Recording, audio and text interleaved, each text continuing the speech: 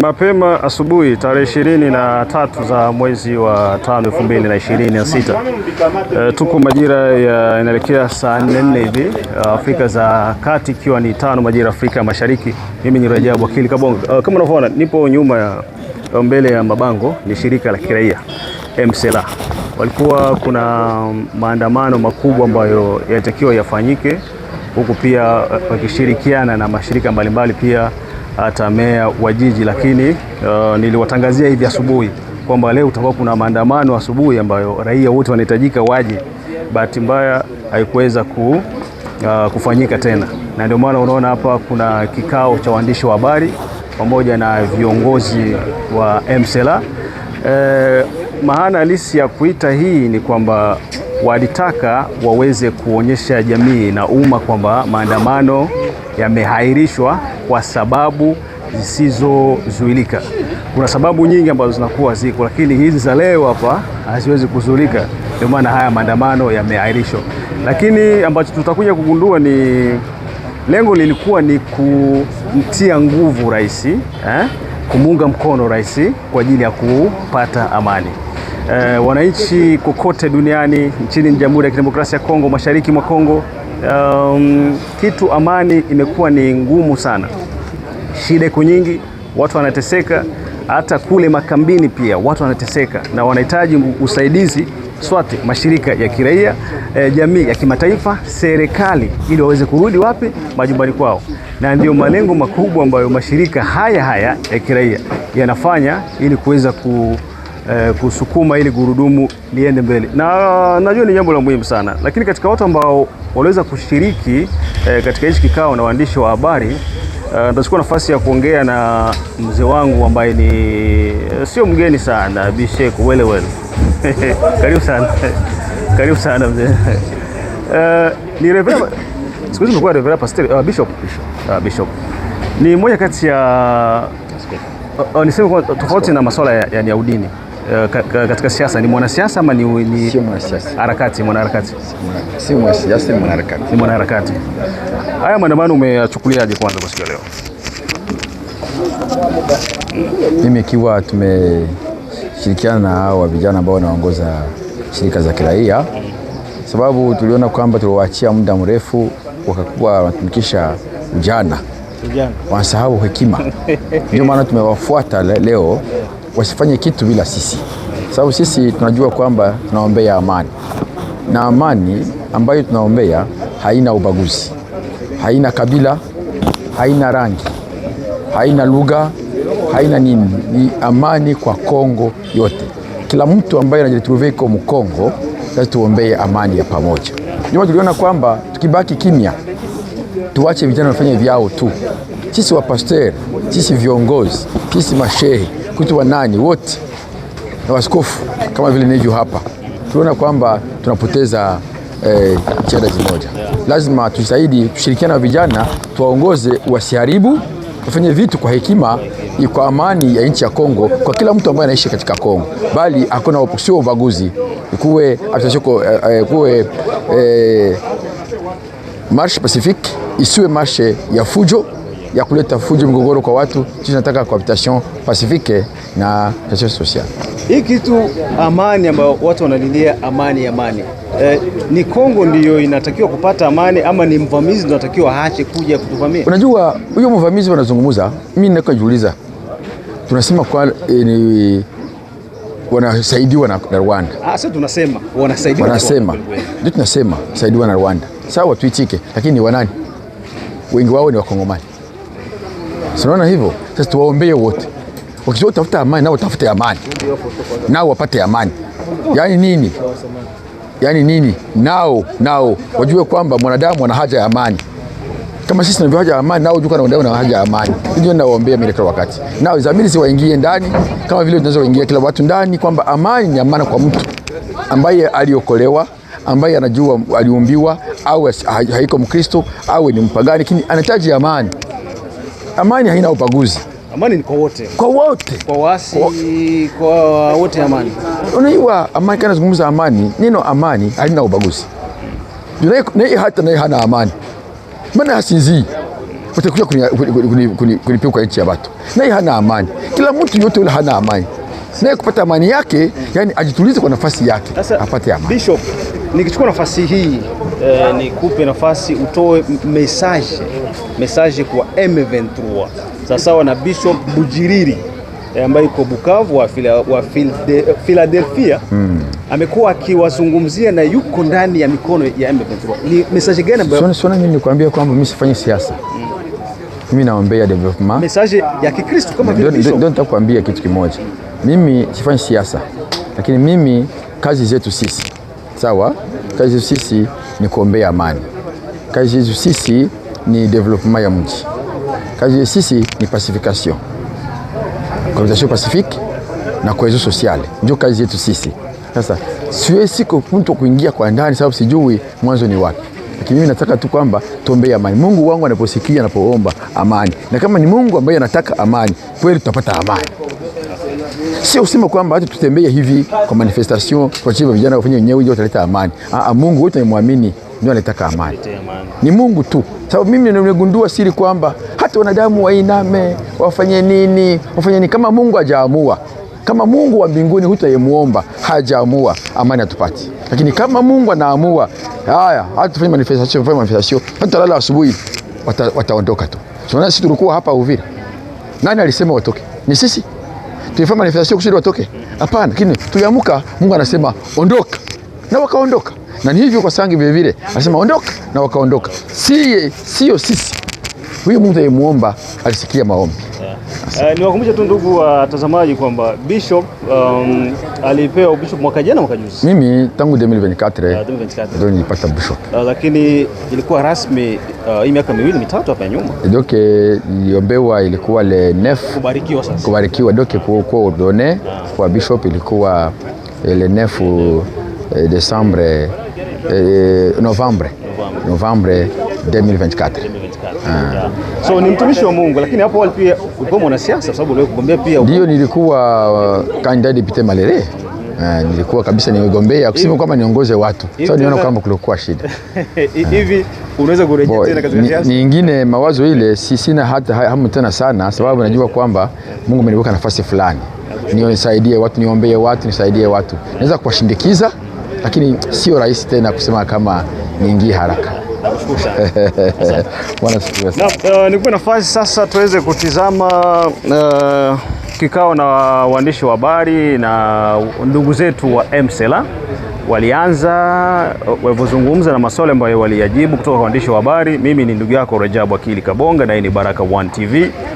Endelea kushare, kusubscribe pamoja na kulike. Tushipane.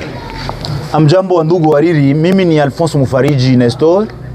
Ninakuwa muratibu kitaifa wa vuguvugu MCLA RDC na pia nakuwa muratibu wa Resilience, Cohesion et Vigilance mujiji na tarafa ya Uvira. Na kwa siku ya leo siongei kama vile representant wa hizo shirika, lakini tunazungumza kwa niaba ya waandaazi wa maandamano ambayo ilikuwa natarajiwa leo siku ya posho tariki 23 mwezi wa 5 mwaka wa 2025. Najua watu wengi walisikia na sita plito. Najua watu wengi walisikia habari mengi kuhusu maandamano, ilinyanyaswa sana. Tulisikia wakuu viongozi wanasema hivi, kuona mabarua, ijapokuwa tulikuwa tushapata ruhusa ya kufanya maandamano hii. Tukumbushe kwamba kama tuliwaita hapa ni juu ya kuambia raia nini tulichukua kama maamuzi kutokana na maandamano ambao tulikuwa natarajia kusiku ya leo.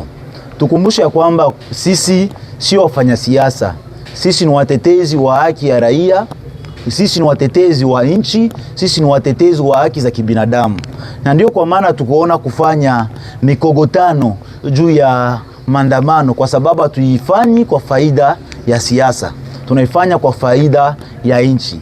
Maandamano ilikuwa natarajiwa leo, ilikuwa kwa ajili ya kupeleka shukurani zetu kwanza kwa Mungu kwa makuu na maajabu kwa yote aliyofanyia Uvira, na pili kushukuru rais wetu, kushindikiza rais wetu Felix Antoine Tshisekedi Tshilombo kwa jitihada zote zinalikuwa nafanya, zinaendelea kufanya juu ya kutafuta amani Uvira, Sud Kivu na parti este ya Republique. Na kwanza kwetu kwa kuona gisi matunda ishaonekana, waasi walitoka Uvira ville na territoire, na tunaendelea kuomba watoke huko nafasi kwenye iko. Maandamano hii ilikuwa ni kuonesha shukrani yetu kwa rais na kuonesha kwamba defa tunamshindikiza kwa hizo jitihada. Lakini maandamano haikukuwa njia pekee ya kuonesha jitihada. Hata kama leo inafikiwa kuzuiliwa na wakuu viongozi, lakini sisi kwetu tunaona kama ni resite kubwa, kwa sababu dunia nzima ilijua kama maandamano hiyo inaandaliwa Uvira na inashindikizwa na raia yote ya Uvira kwa ajili ya kuonesha kombe de fois kama tunahitaji amani, tunakatala vita na tunaunga rais wetu mkono kwa jitihada zote za kutafuta amani nchini mwetu mwa Kongo. Na pia tunafelicite wa vijana wa FRDC ambao walitoka makwao huko Mabandundu, Mabandaka, Kinshasa, na wanajikuta leo Sud Kivu, wanajikuta parti este ya Republiki kwa ajili ya kutafuta amani ya Kongo. Kwa kushukuru pia wazalendo kwa kuendelea kubakia kufront kwa ajili ya kutafuta amani ya Kongo. Ndio kwa maana kwetu ni shukrani kubwa, kwa sababu hatukufanya seme mimi Alphonse nionekane, Kuibe aonekane, ama Isa Mustafa aonekane. Tulijiweka kwa pamoja kwa ajili ya kuonesha furaha yetu, kwa kuona maajabu Mungu endelea kuifanya kwa ajili yetu, kwa kuonesha kumbe de fois gisi rais wetu tunampenda kwa jitihada zote za amani ambazo anaendelea kufanya kwa ajili yetu. Kufanya maandamano na tusipoifanya kwetu haizuii kushindikiza rais. Tunaambia raia kwamba tumeahirisha kama waandaaji, tunaahirisha maandamano ile, lakini maandamano ini ya moyo yetu kuonesha kwamba tunaendelea kushindikiza rais kwa ajili ya amani, tunaendelea kushindikiza mtu yoyote ambaye anashimama kwa ajili ya kutafuta amani nchini mwetu mwa Kongo. Na ndio kwa maana tulipenda kuita watangazaji wa habari ambao ni nyinyi kuambia raia kwamba tumeahirisha maandamano, lakini hatukuahirisha kushindikiza rais, hatukuahirisha kulalamika makao makuu ya Amerika, makao makuu ya dunia nzima, ya kwamba sisi wakongomani tunakataa vita, tunalomba amani, tunaomba wajeshi wa Rwanda warudie ambapo walipotoka. Tunasema tunachoka na damu ya wakongomani kumwangika kila siku, tunachoka na damu ya wamama, wababa, wa vijana kutesekea makambini, tunachoka damu za wakongomani kuendelea kumwangika huko Nord Kivu, hapa kwetu Uvira, hapa Sud Kivu yote nzima na parti este ya Republike. Ndio komba kubwa ambao tunakuwa nayo. Komba yetu sio ya siasa. Komba yetu ni kushindikiza rais katika jitihada, kushindikiza mainstitution zote za Republique, gouvernement national, gouvernement provincial, mairie, jitihada zote za kutafuta amani, za kutafuta usalama wa Uvira, wa Sud Kivu. Voilà kitu ambacho kilichotuma tuwaite hapa, tujulishe ya kwamba maandamano ilikuwa njia ya kuonesha furaha yetu, lakini njia ya kuonesha ya kwamba tunashimama kwa ajili ya kushindikiza rais ni kuita wakongomani kuendelea kushimama kwa ajili ya kusema ya kwamba tutachangia sote. Hatuwezi sema tuko na shida ya amani ijapokuwa tutafuti amani, hatuchangii kutafuta hiyo amani.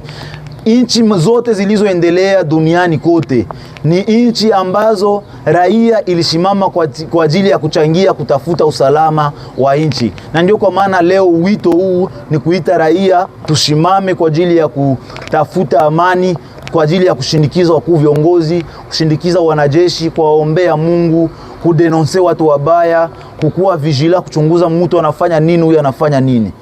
Asante. Vile vile meri ya Uvira iko nahusishwa katika maandamano haya, kwa sababu kabla nyinyi kuahirisha maandamano haya, meri ya Uvira vile vile ilikuwa shakataa kwamba haitafanya tena. Unalizungumzia vipi hili?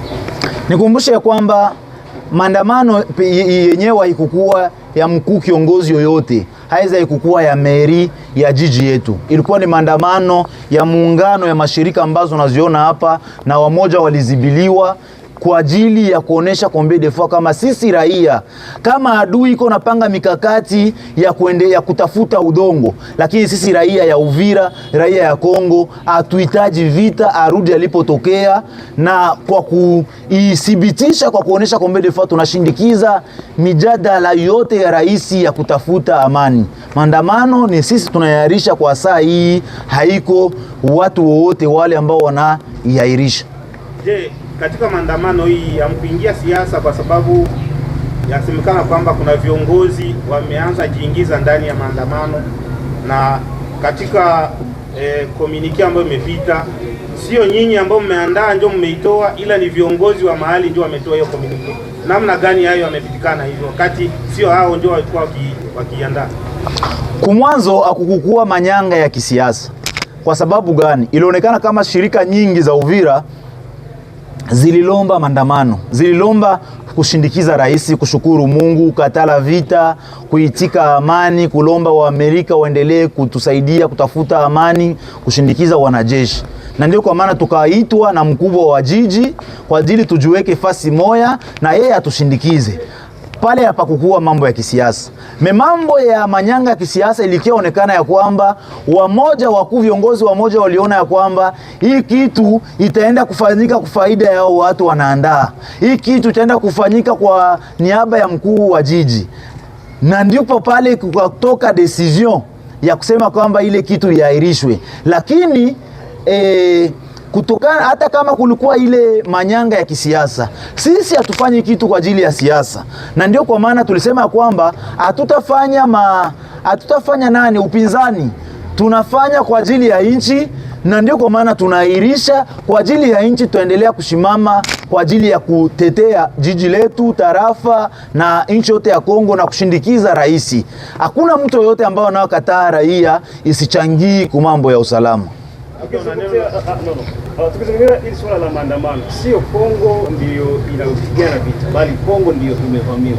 Na maandamano yalikuwa ni kwa ajili ya kusema tunahitaji amani. Unahisi ni sahihi kwa wakati huu kusema tunahitaji amani?